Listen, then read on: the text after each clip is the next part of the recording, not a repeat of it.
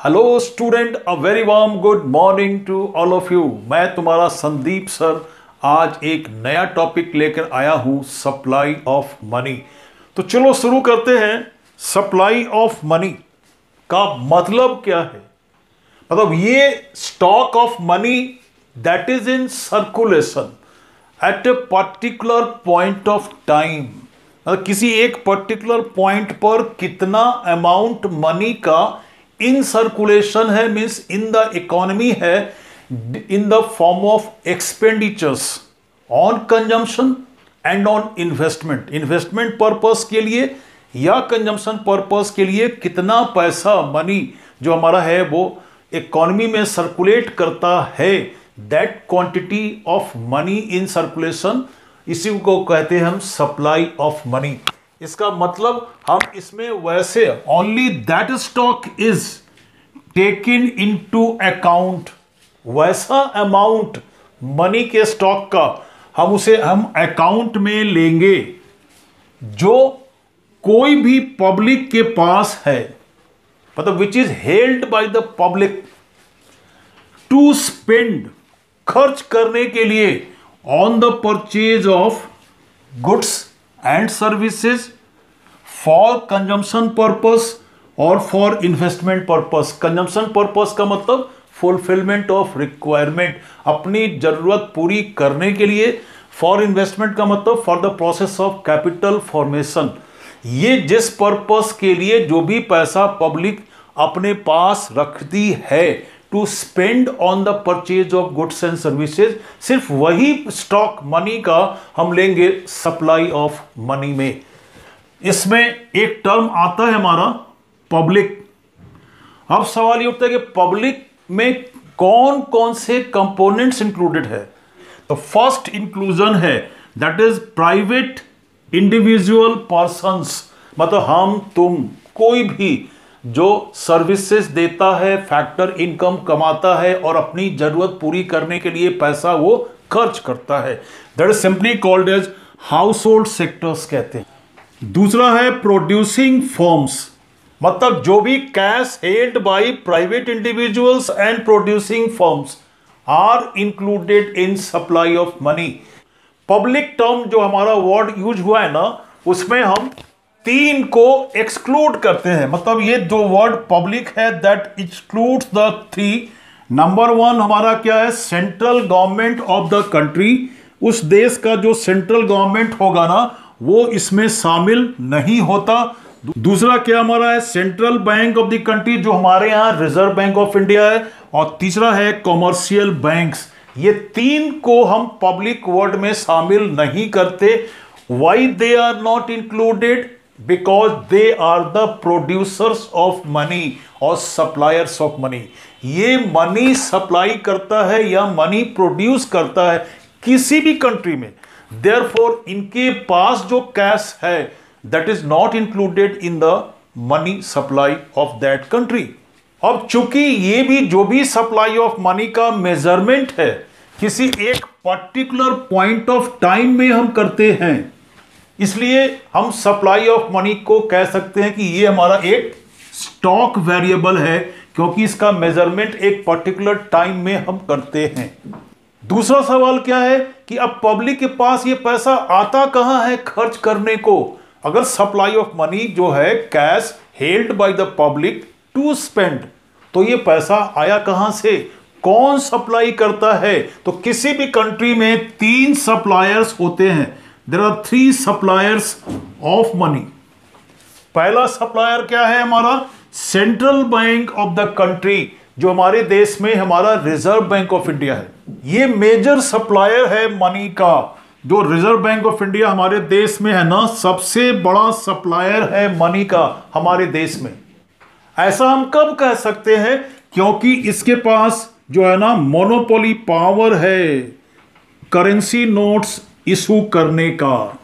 जो भी वैल्यू का करेंसी नोट्स है हमारे देश में भी रिजर्व बैंक ऑफ इंडिया जो है ना हर वैल्यू का करेंसी नोट इशू करता है, एक्सेप्ट 1 रुपी नोट। 1 रुपया का note reserve bank of India हमारे देश में इशू नहीं करता। जो भी करेंसी नोट्स है देखोगे ना कि उस पर लिखा हुआ है रिजर्व बैंक ऑफ इंडिया, जो भी करेंसी नोट हमारे देश में इश्यू होता है वो that is issued by reserve bank of India, इसलिए ये मेजर सप्लायर है हमारे देश में, ये सप्लाई ऑफ मनी का सबसे बड़ा सप्लायर है। ठीक है, दूसरा जो सप्लायर हमारे देश में या किसी भी देश में है वो है central government of the country, जो हमारे यहां गवर्नमेंट ऑफ इंडिया है। कैसे? तो जो भी इन इंडिया होता क्या है कि जो भी मिनिस्ट्री फिनांस का है अंडर गवर्नमेंट ऑफ इंडिया, ये जितने भी कॉइन्स है ना, किसी भी वैल्यू का कॉइन्स को इशू करता है and along with 1 rupee note, 1 रुपया का नोट और कॉइन्स जितने का भी है, 10 का, 20 का, 50 का, 100 का, कोई भी कॉइन्स देखोगे लिखा रहता है उस पर क्या, भारत, इंडिया। मतलब it is issued by the government of India under the ministry of finance, मतलब मिनिस्ट्री ऑफ फिनांस इशू करता है under the government of India. कह सकते हैं गवर्नमेंट ऑफ इंडिया इसे इशू करता है, जब से लिखा आता है भारत, इंडिया। और तीसरा जो हमारा सप्लायर है मनी का, दैट इज कॉमर्शियल बैंक्स, किसी भी कंट्री में कैसे करता है, तो लोन्स के थ्रू। लोन्स के थ्रू करता क्या है, डिमांड डिपॉजिट्स जो क्रिएट करता है। जब भी किसी को लोन देता है ना, तो करता क्या है, एक लोन अकाउंट ओपन कर देता है।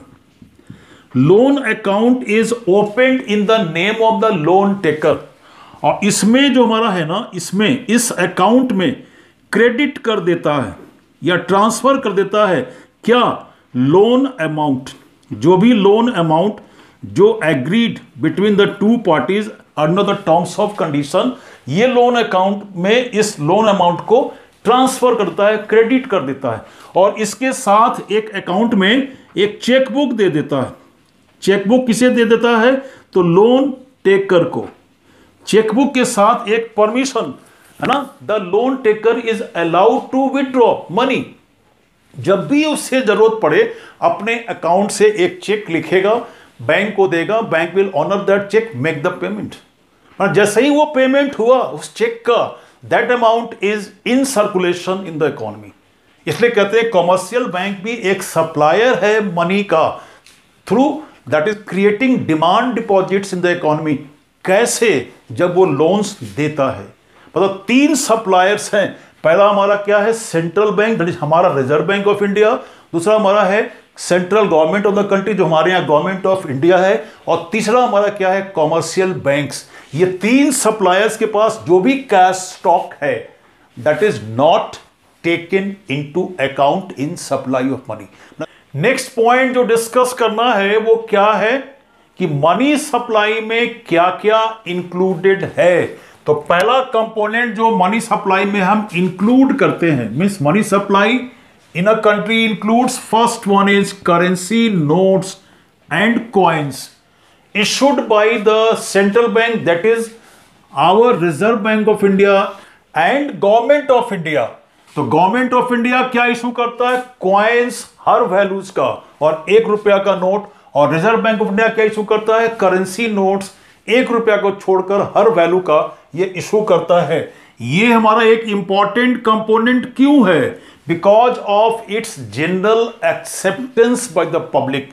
कोई भी ट्रांजैक्शन हमारे देश में होता है तो जो यहाँ का इंडियन करेंसीज है वो हम जब देते हैं तो कोई भी ना नहीं कहता, रिफ्यूजल नहीं है, जनरल एक्सेप्टेबिलिटी है bye the public, and that is why it is a simple important component of money supply in India. पहला।